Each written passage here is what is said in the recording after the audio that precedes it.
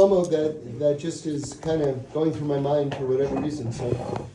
So when he went to the Soviet Union and as he was leaving, the hunger of the people for Yiddishkeit, anything that you could tell them, was like you were saving their life with one tiny piece of information. If you told them that Aleph is the first letter of the alphabet, that it was like you were giving them a 10-course meal. Like anything Jewish was like the most precious thing in the world, and was literally keeping them alive. So with that in mind, as Reb Shlomo is leaving the Soviet Union, he's in the airport, he's ready to get on the plane.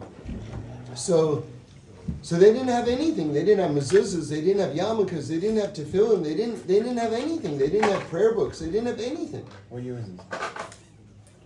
You know, this is the 70s. So someone asks Reb Shlomo, before he gets onto the airplane, asks him for his kippah. So he gives him his kippah.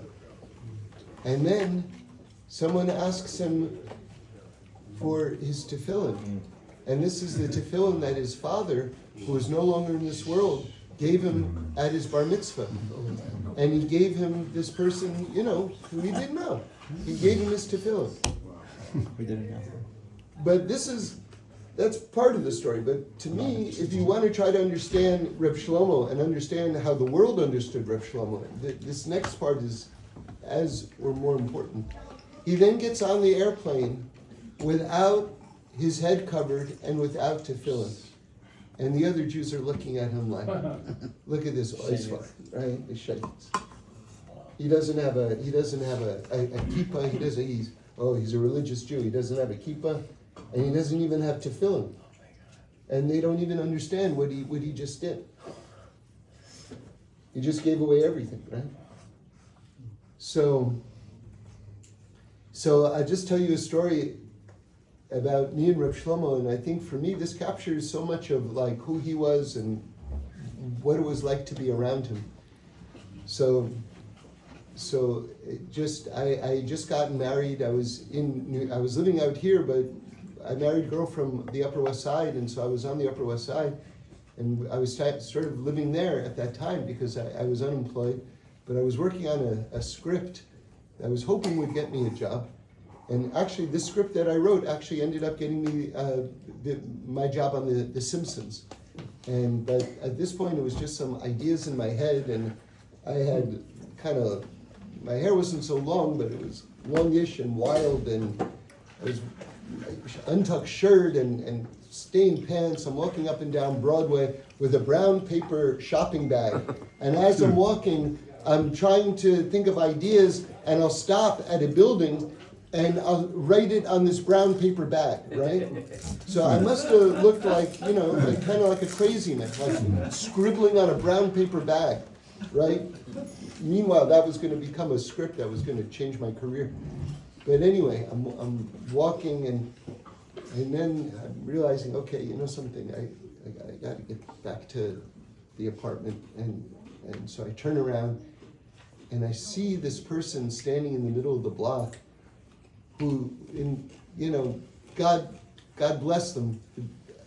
All my interactions with this person were just like, this person's a real, like, nudnik, So much so that I said, I can't even walk by them. And I literally started to hide behind a car so that they wouldn't see me. I'm not exaggerating. And then as I'm beginning to hide behind the car, in reality, I had a thought in my head, you're literally hiding from another Jew? Like, who are you? What have you become? Like, this is who you are? And I'm like, no, I'm not that person. So I start walking, and sure enough, as soon as they see me, they stop me and they say, how would you like to bring Mashiach closer to the world? I'm like, you see that? This is exactly why I didn't want to walk by the and so they said, you gotta, Reb Shlomo was supposed to be here, and he's not here, and you have to go to his apartment right now, and you have to get him because he's late. But for me, like that, of all the assignments in the world, that was like the greatest pleasure in the world. Like they were giving me a reason to see Reb Shlomo. So I was so happy, and so I turned the corner. His apartment, which is by the Carlebach shul on 79th Street, was maybe 2 blocks away. So I walk there and I knock on the door, and a Russian cleaning woman answers the door, and I said, "Is Reb Shlomo here?" And she goes, "No." And I'm like, "Are you because the other person said that he was there." So I was confused. I said, "Are you sure he's not here?" He said, "No." And I said, "Do you speak English?" She said, "No." I said, "Okay, can you just move aside a second? Go up the stairs and find Reb Shlomo." So I go up the stairs, and there he is. And I said, "Reb Shlomo, there's someone, you have an appointment, someone's waiting for you on Broadway." And he says, yeah, come. So he was about to leave the house anyway, so we walk together and we get to Broadway where that person was, and Reb Shlomo hails down a cab, and the other person gets in the cab, and Reb Shlomo turns to me. So I did my job, right? So I'm now walking away. He says, "Where are you going?" He says, "Come with us." I said, "Where are you going?" He says, "We're going to see the Dalai Lama." I said, "What?" I'm holding a shopping bag with like mad scribblings on it, and like my shirt is untucked, and I look like a mess. He said, "Come." And I was like, no. And then he looked at me sharply and he said, "Come." And I understood that, okay, I have to go. So I went into the cab. We take the cab up to Columbia University because the Dalai Lama was about to give a speech in front of thousands of people. And there was this little pre-party for him at this side building on 110th Street. And so we get out of the cab and we start walking there. And Reb Shlomo was a magnet for everybody. And I had this experience one time where I was in the cab with him one time, and this was in Midtown Manhattan, and he just had to walk from the cab to the building, and he couldn't, because just in the middle of New York City, just everyone was coming up to him. So, but it wasn't just people who knew him. Homeless people intuitively understood that they had to talk to him. And so as we're trying to get to this building, there's this homeless man with a wild beard, and he's really looks like a street person. He makes a beeline diagonally from across the other side of the street to Reb Shlomo, and he says, I figured it out, right? He said, now George Bush, I guess the first George Bush was president then. He says, George Bush is president, and God talked to Moses at the burning bush. Right? That was his bush, right? And Reb Shlomo is standing there, and he's giving him such kavod, listening, and about this association that he's made, which is, like a schizophrenic level association, and Reb Shlomo is just listening. And while the man is standing there, I'm thinking, wow, I really want to give this man tzedakah. And I guess I had just come back from a trip, because the only money in my pocket was foreign currency. And I thought, I can't give him foreign currency because he's not going to be able to use it, and it's almost like I'm doing something cruel to him, because then he's going to try to spend it someplace and he's not going to be able to. And so I'm wrestling with myself. I want to give him money and I can't give him money. And then when he finishes speaking, Reb Shlomo reaches into his own pocket and hands him foreign currency. Just what he had in his pocket. And we walk on, and we walk into this building, and this is like a party for the Dalai Lama before this big speech that he's giving. And but the Dalai Lama hasn't shown up yet, and everyone sees Reb Shlomo, and everyone is just coming up to Reb Shlomo and hugging Reb Shlomo and greeting Reb Shlomo and everything like this. And so this person who saw me, who said, you got to get Reb Shlomo, right? Because we have to go someplace. their kavana, their whole thing was they're going to introduce the Dalai Lama to Reb Shlomo. Like that's going to be this event, this epic sort of like meeting, right? And Reb Shlomo is standing against the back wall. And if anyone knows the Reb Shlomo Haggadah, there's a photo of him on the cover in a gray overcoat, gray raincoat. So he's wearing that gray raincoat, and he's just leaning against the back wall, and the Dalai Lama comes in, and this person who's going to arrange the meeting comes up to Reb Shlomo and says, "Come on, come on, go and say hello, go and say hello." And Reb Shlomo went like this,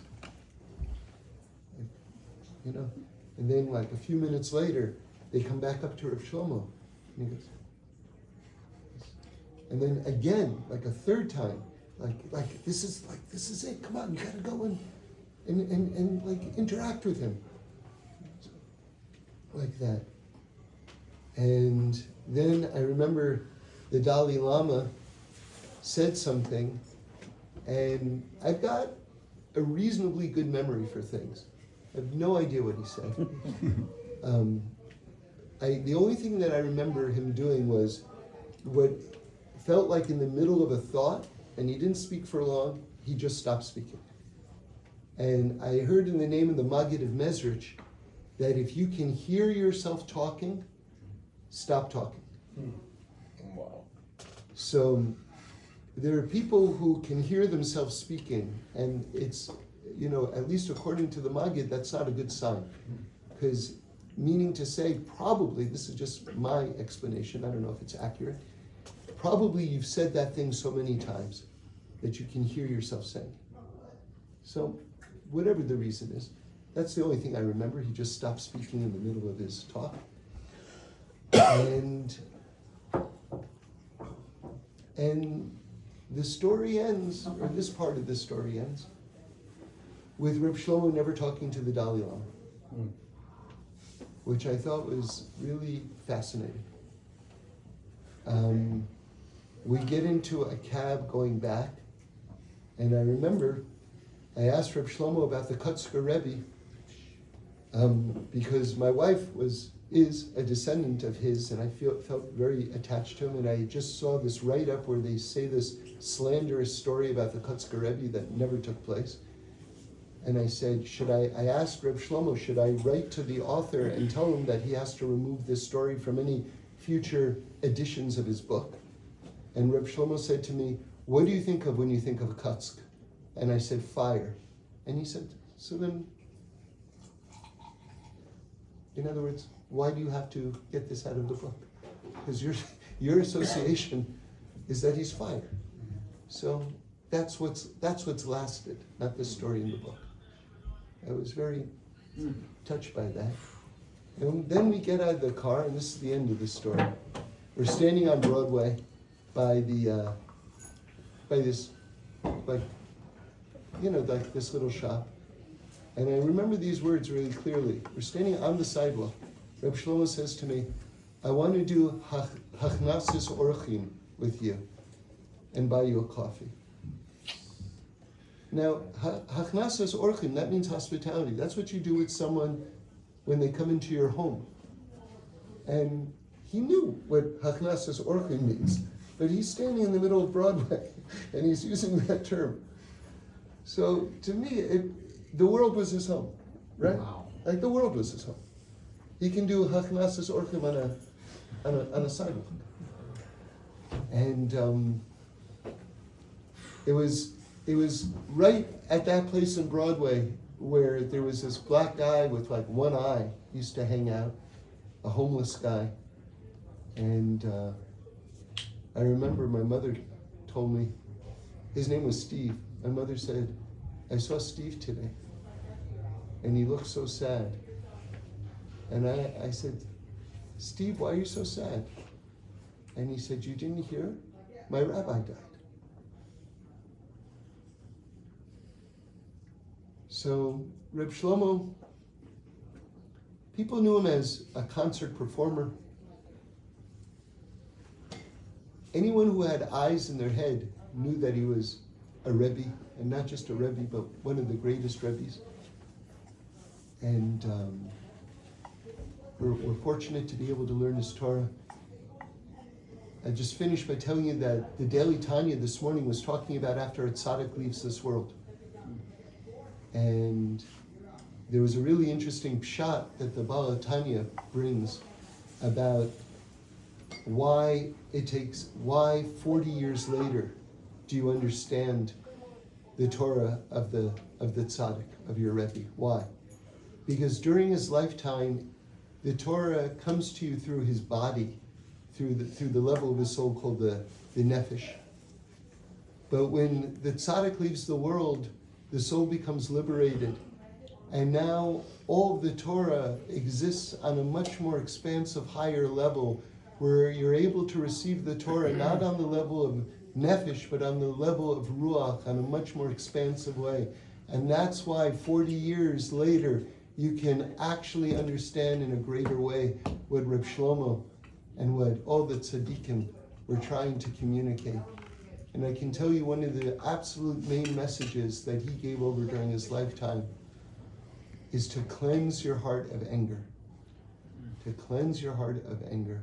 One of the deepest stories in the whole Holy Brother, if you haven't read Holy Brother, run, don't walk. Someone, Reb Shlomo is with some of his chaver in Jerusalem. Someone comes up to Reb Shlomo and spits in his face. And what does he say to his chaver after the person walks away? Look how much he loves God. Wow.